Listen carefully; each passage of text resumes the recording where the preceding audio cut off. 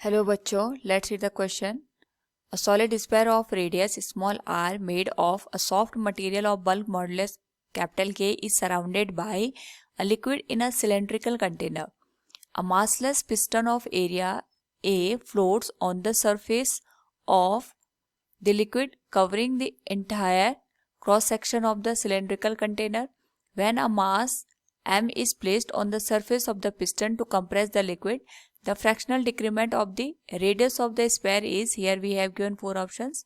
Now to answer this question, first we will discuss here the key concept, and here the key concept is bulk modulus of elasticity. यहाँ पे अगर हम बात करें bulk modulus of elasticity की, it shows the ratio of pressure और we can say external pressure with respect to the volumetric strain, और हम इसको यहाँ पे K से इंडिकेट कर सकते हैं. K is given as change in pressure with respect to the volumetric strain. यानी अगर हम किसी भी सिस्टम पे प्रेशर अप्लाई करते हैं तो प्रेशर अप्लाई करके, या यहाँ पे हम प्रेशर ना कह के एक तरीके से कंप्रेसिव फोर्स कह सकते हैं पर यूनिट एरिया पे.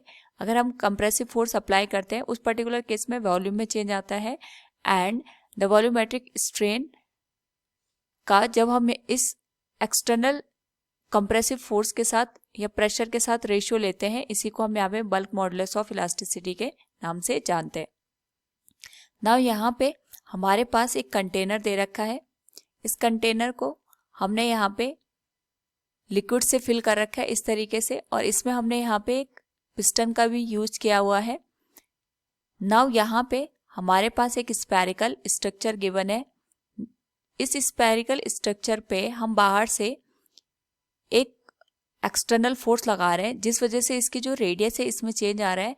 और इसी पर्टिकुलर केस में हमें ये बताना है, जब हम इस पे एक्सटर्नली फोर्स लगाएंगे उस पर्टिकुलर केस में जो इसका रेडियस है इसमें कितना यहाँ पे चेंज निकल के आएगा with respect to the original radius.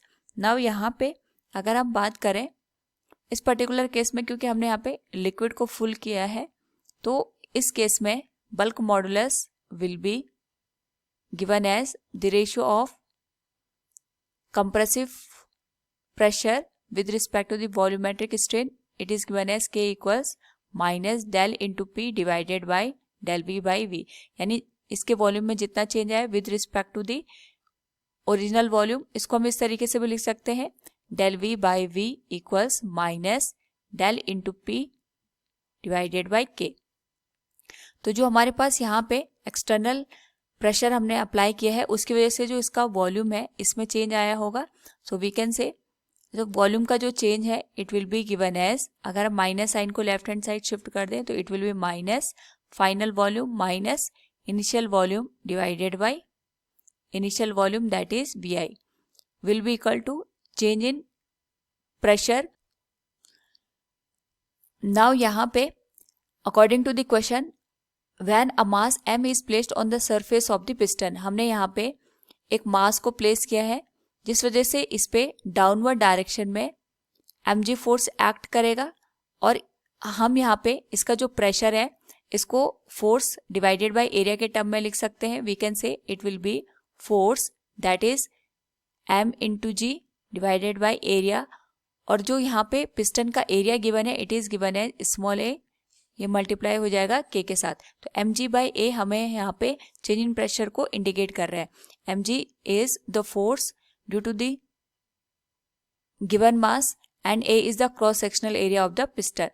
Now यहाँ पे अगर हम इस होल वैल्यू को सॉल्व करें it will become initial volume minus final volume divided by initial volume equals m into g divided by k into A. Now यहाँ पे अगर हम बात करें इनिशियल और फाइनल वॉल्यूम की, तो इनिशियल वॉल्यूम हमारे पास जो स्पेयर था इसका अगर हम वॉल्यूम कंसिडर करें with radius r, it will be given as 4/3 pi r cube.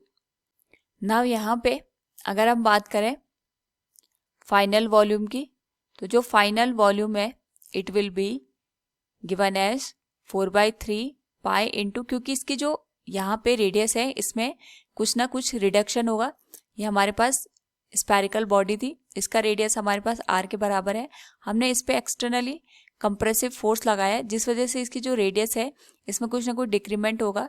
तो we can say the radius will become r minus del r का होल क्यूब।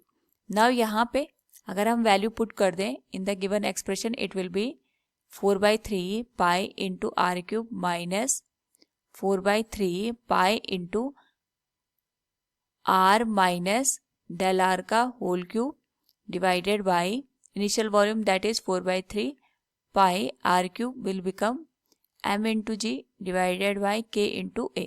4/3 पाई से 4/3 पाई कैंसिल हो जाएगा and the whole expression will be r cube minus r minus del r का whole cube, a minus b का whole cube हम apply करेंगे, it will be a cube minus del r cube minus 3 into del r का whole square minus 3 into r square into del r plus 3 into del r का whole square multiplied with r, और ये whole value divide हो जाएगी हमारे पास यहाँ पे r क्यूब के साथ and right hand side will be equal to m into g a into k. Now यहाँ पे क्योंकि डेल आर की वैल्यू बहुत ही स्मॉल है हमारे पास, तो इसका स्क्वायर करेंगे वैल्यू और स्मॉल हो जाएगी, तो हम यहाँ पे डेल आर वाले टर्म को नेग्लेक्ट कर सकते हैं। तो आर क्यूब से आर क्यूब हमारे पास यहाँ पे कैंसिल हो जाएगा, डेल आर की वैल्यू तो 0 के बराबर हो जाएगी, ये वाली वैल्यू भी हमारे पास 0 के बराबर हो जाएगी। तो माइनस माइनस का plus, it will become 3 into r square into del r divided by r cube equals m into g divided by a into k. यहाँ पे आर स्क्वायर से आर क्यूब कैंसिल हो जाएगा, the whole value will be 3 into del r by r equals m into g divided by a into k. तो यहाँ से अगर हम बात करें change in radius with respect to the original radius, it will be m into g divided by 3 into a into k. ये हमारे पास यहाँ पे चेंज इन रेडियस आएगी with respect to the original radius. So from the given question we can say the fractional decrement in the radius of the sphere is m into g divided by 3 into k into a। Option A will be the correct answer. Hope all you understood it. Thank you and best of luck.